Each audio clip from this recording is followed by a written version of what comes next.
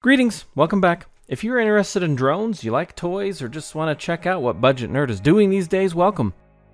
As you can tell, Snaptain has been throwing some drone goodness my way lately.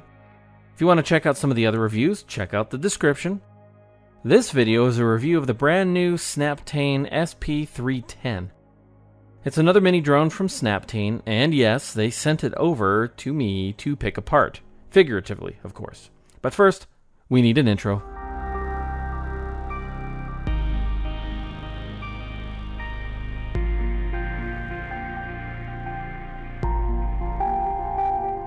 This drone comes in between $24 and $30 at the time of this video. In the box you get a large controller. Good news for all adults who want to pretend they're kids or who want to start out with something small. The drone fits under the plastic lid in the controller.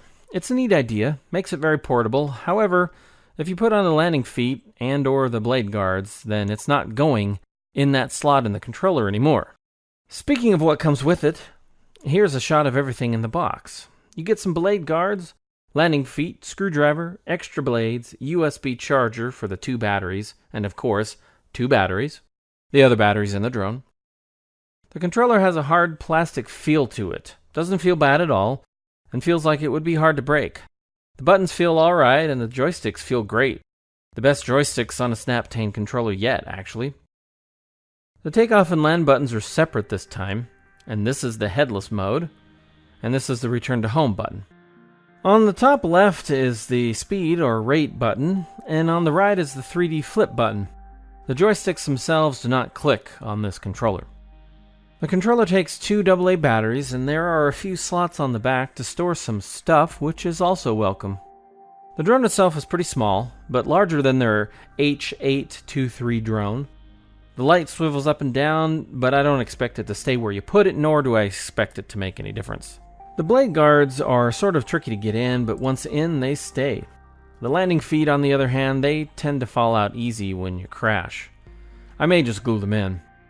Other than the landing feet, it feels pretty tough, with the only other exception being the battery door. It's very thin plastic and feels like it might break or come off easily. We, in fact, did have it pop off once during a crash, but it was just once out of several crashes, and it popped right back in. Speaking of batteries, the battery is really hard to get in and out. You have the short battery connector to deal with, and once the battery is in, you have to tuck the cable inside the drone just right, or the door won't shut. It's a good thing the controller has a slot on the back for stuff, because you'll want to haul that little screwdriver with you to help you get all that stuff in and out of the drone. Once you get the hang of it, it's not too bad, but it's not the most convenient setup out there. The coolest thing about this drone is you can toss it up into the air and it will just start to fly. They call it throw and go.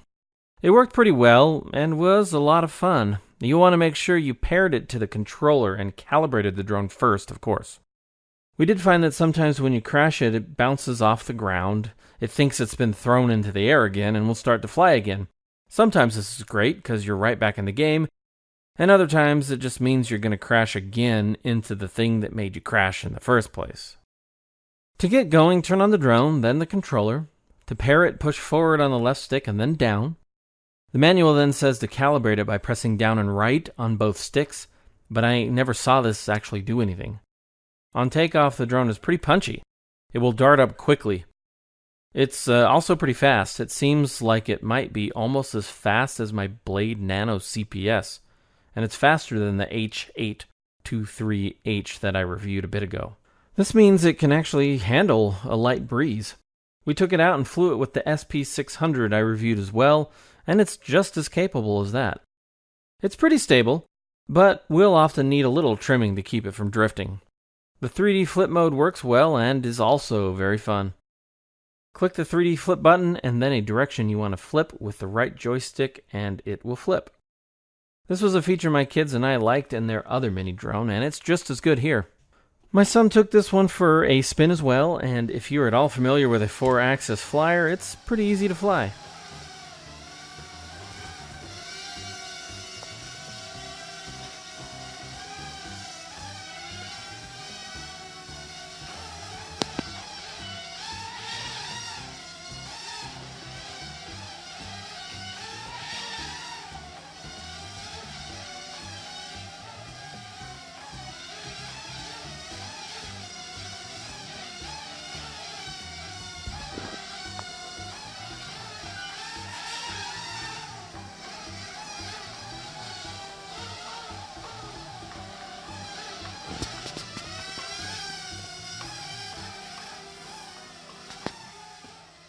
Headless mode and return to home mode are the same as the other mini drone.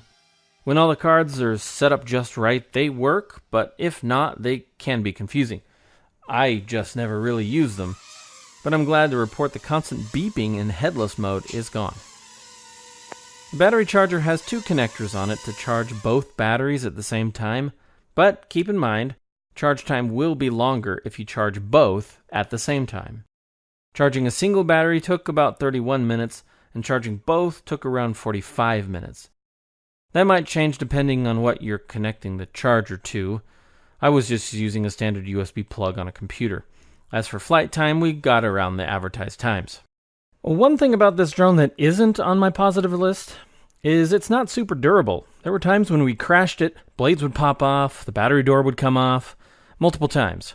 Not the end of the world, but it doesn't take a beating well. The blade guards will protect people and the blades from slow collisions, but if it's a collision with any amount of speed, they just bend out of the way.